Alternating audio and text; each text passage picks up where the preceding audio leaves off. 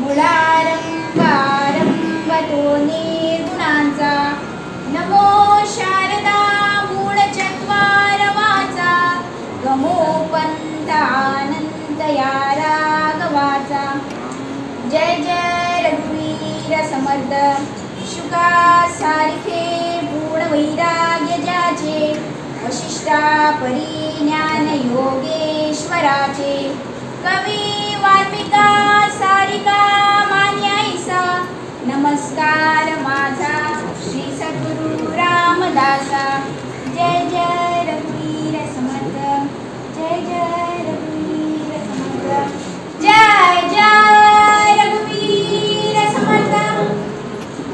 मंडळी नमस्कार। स्वराज्य संग्राम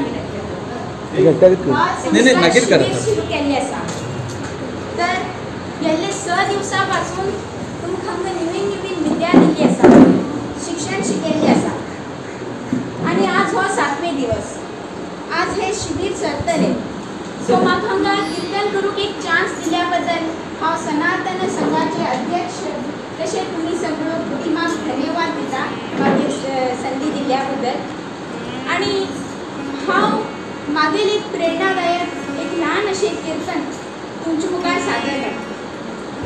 जीवनात हे कीर्तनान हितून म्हाज्या जिवना भितर कितें परिवर्तन जालें कितें चेंजीस म्हाज्या जिवनात येले ते हांव तुमकां सांगतलें आनी तेजे पर एक ल्हान अशी कथा बी सांगतलें। जास्त टायम घेना कारण टायम खूब लिमिटेड आसा एक 15 मिनटां 20 मिनटां भितर हांव कीर्तन समाप्त करता। तर मंडळी ज्ञानदेवाने जो भक्ती मार्ग प्रस्तुत केला त्या भक्तीचे 9 प्रकार आहेत। मंडळी देही त्या काळाची टाळी भगवंताने सांगितलेलं आहे की अर्जुना आधी मन एकाग्र करून माझं म्हणणं ऐक। म्हणून काय म्हणाले भगवंत तर कसं मन एकाग्र करायचं तर त्याचा 9 प्रकार आहे। तर 9 प्रकार कुठले आहे श्रवणम कीर्तनम विष्णु स्मरणम पाद सेवनम अर्चनम वंदनम दास सौख्यात्म निवेदनम। या कीर्तनामध्ये भगवंताचा लीलेचं वर्णन असतं त्यांचं सुरम्य कथा असते आणि उपदेशही असतं।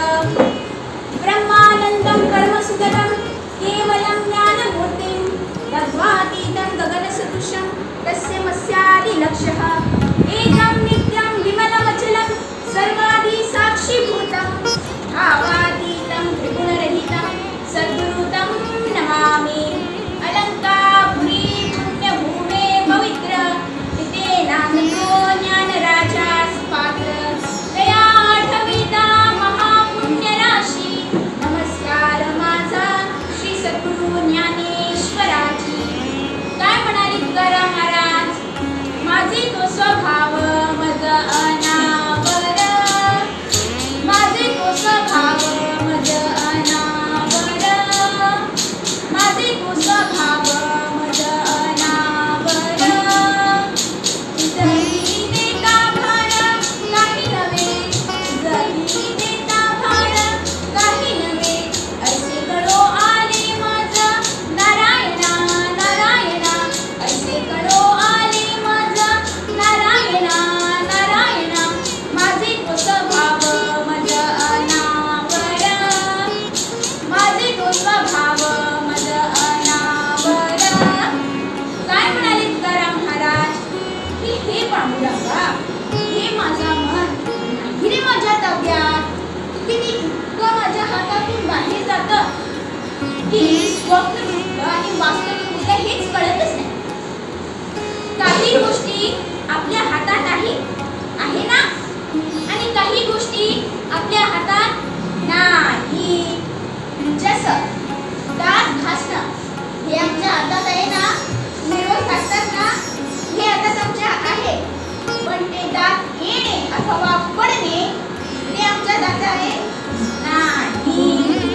तसंच जेवण जेवणं हे आमच्या हातात आहे जेवतात ना हो ना जेवतो ना हो ना हे आमच्या हातात आहे पण ते घास कशा खाली उतरल्यानंतर पुढची व्यवस्था माझ्या ताब्यात